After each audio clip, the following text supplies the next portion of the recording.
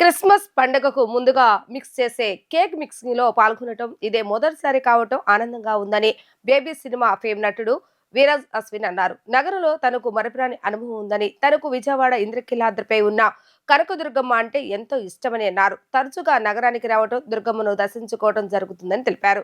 ప్రేక్షకులకు దగ్గర అయ్యేలా మరో చిత్రం త్వరలో రానున్నట్లుగా తెలిపారు. నూతన సినిమా అందరినీ ఆలోచింపజేసేలాగా ఉండబోతుందని అన్నారు. ప్రేక్షకులకు దగ్గరయ్యేలా మరో చిత్రంలో త్వరలో రానున్నట్లుగా తెలిపారు. నూతన సినిమాలో క్యారెక్టర్స్ కూర్పు విషయంపై కొంతమేర కాలయాపన జరిగిందని, త్వరలోనే నూతన సినిమాతో రానున్నట్లుగా ఆయన వెల్లడించారు.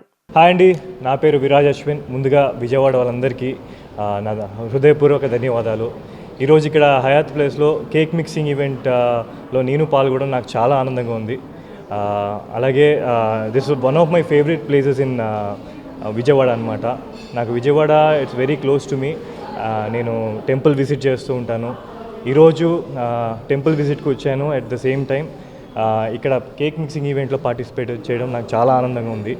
So very soon you can see me in my next movies.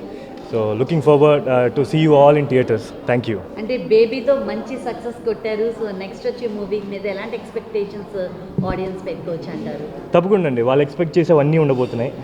So వాళ్ళు నన్ను ఒక లవ్ బాయ్ ఇమేజ్లో చూశారు. సో ఒక లవ్ స్టోరీతో పాటు వస్తున్నాను అండ్ మోర్ ఆఫ్ ఒక యాక్షన్ ఓరియంటెడ్ సినిమా కూడా వస్తుంది. So very soon they will enjoy it. So మీకు అంటే మీ ఫ్యాన్స్ గ్యాప్ తీసుకున్నారని ఫీల్ అవుతున్నారు. సో ఎప్పుడు ఫాస్ట్గా అంటే మూవీస్ అనేవి త్వరగా చేస్తే బాగుంటుంది ఫీల్? లేదు, అంటే ఒక్కొక్కసారి స్క్రిప్ట్లు సెలెక్ట్ చేసుకోవడం, వాటిని కరెక్ట్గా ఆర్గనైజ్ చేసి ముందుకెళ్ళడం, సరిగ్గా వాళ్ళ కోసం మంచిగా చేయడం, సో ఇవి టైం పడుతూ ఉంటాయి. సో అలా టైం పట్టింది అంతే తప్ప ఇంకేం లేదు. విజయవాడలో మీకు నచ్చిన ప్లేస్? నాకు అమ్మవారి గుడి అంటే చాలా ఇష్టం.